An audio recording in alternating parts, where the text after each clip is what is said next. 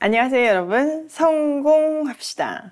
여러분에게 최고의 스펙은 뭔가요? 혹시 하나님이 최고의 스펙인 거 알고 계신가요? 오늘 본문에서 그게 정말 맞다는 것을 확인시켜 주고 있는데요. 한번 들어가서 보도록 할게요. 36절, 발락은 발람이 오고 있다는 소식을 듣고 그를 맞이하러 그의 영토가 끝나는 아르논 강 경계에 있는 모압의 한 성읍까지 나아갔다.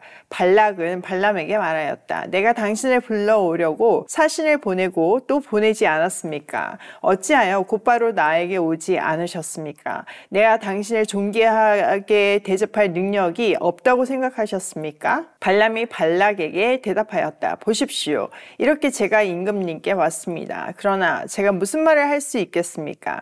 하나님이 저의 입에 넣어주시는 말씀, 그것이 무엇이든지 저는 그것만을 말하겠습니다. 발람은 발락과 함께 갔다. 그들은 후솥 마을까지 갔다. 발락은 소와 양을 잡아 제사를 드리고 발람과 그를 데리고 온 보관들에게 고기 얼마를 보내주었다. 자, 모압 왕 발락은요, 발람이 오고 있다는 소식을 듣고 정말 막 달려와가지고 모압 영토 경계까지 가서 그 발람을 영접했어요.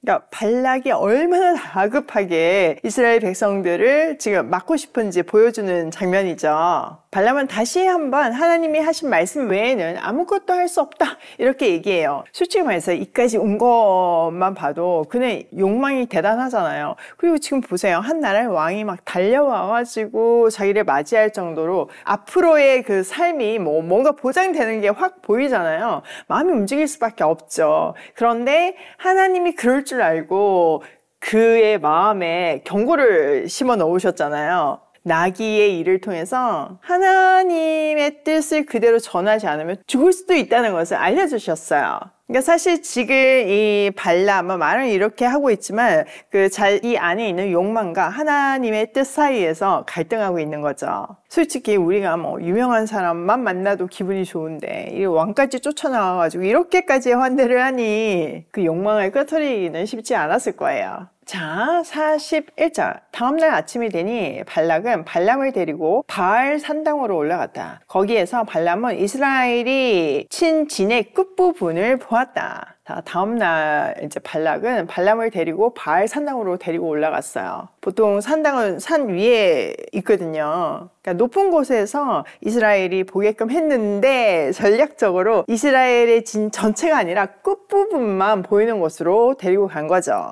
자, 고대 근동 문화에서는요, 점장이가 누군가를 저주하려면요, 그 상대를 봐야 돼요. 그 사람을, 그 대상을 직접 보아야 했죠. 상대를 바라보는 그 저주의 눈초리에서 상대를 괴롭히는 힘이 나간다고 생각을 했거든요. 그런데 발락은 이스라엘 전체 보여주기가 꺼려졌어요. 만약에 발람이 이스라엘 전체 규모에 압도당해가지고 저주를 제대로 못하면 큰일 나잖아요.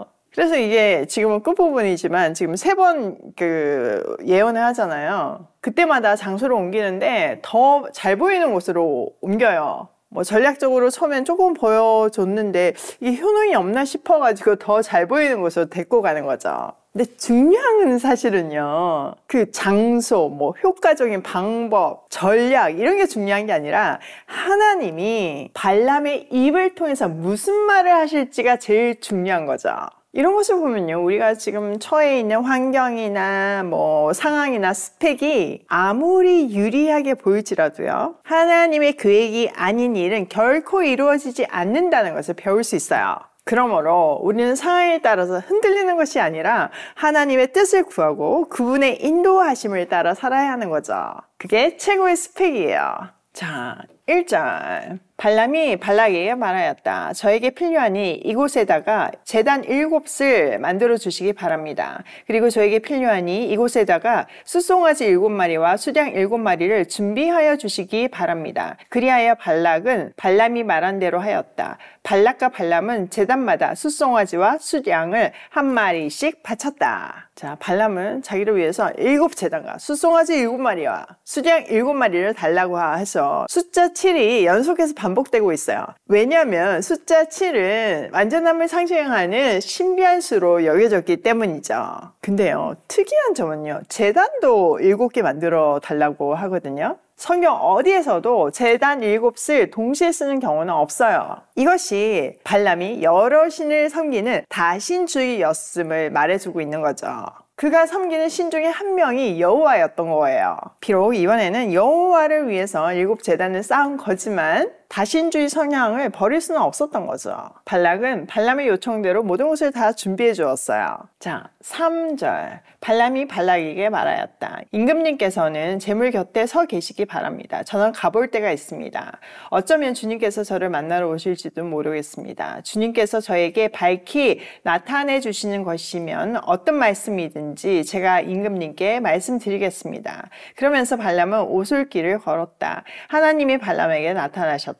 발람이 하나님께 아뢰었다. 7제단을 제가 준비하였습니다. 그리고 각 제단마다 숫송아지와 수량을 한 마리씩 바쳤습니다. 주님께서는 발람의 입에 말씀을 넣어주시면서 발락에게로 돌아가서 그대로 말하라고 하였다. 발람이 발락에게로 돌아와서 보니 발락이 제물 곁에 그대로 서 있었다. 모압 고관들도 모두 그와 함께 있었다. 자, 점점 재밌어지죠? 자, 제단을 다 준비한 다음에요. 발람은 혼자 하나님의 말씀을 듣겠다고 오솔길을 걸어가죠.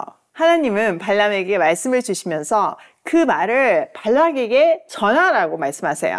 과연 무슨 말씀을 하셨을까요? 또 발람은 그대로 전했을까요? 자, 한번 볼게요. 발람이 예언을 선포하였다. 발락이 나를 시리아에서 데려왔다. 모압의 왕이 나를 동쪽 산골에서 데려왔다. 와서 자기에게 유리하게 야곱을 저주하라 하고 와서 이스라엘을 규탄하라 하였지만 하나님이 저주하지 않으신데 내가 어떻게 저주하며 주님께서 꾸짖지 않으시는데 내가 어떻게 꾸짖으랴. 바위 산꼭대기에서 나는 그들을 내려다본다. 언덕 위에서 나는 그들을 굽어본다. 홀로 사는 저 백성을 보아라. 그들 스스로도 자신들을 여러 민족들 가운데 하나라고 생각하지는 않는다. 티끌처럼 많은 야곱의 자손을 누가 셀 수 있겠느냐? 먼지처럼 많은 이스라엘의 자손을 누가 셀 수 있겠느냐? 나는 정직한 사람이 죽듯이 죽기를 바란다. 나의 마지막이 정직한 사람의 마지막과 같기를 바란다. 여러분, 이게 저주예요? 축복이에요? 발람은 하나님이 주신 말씀,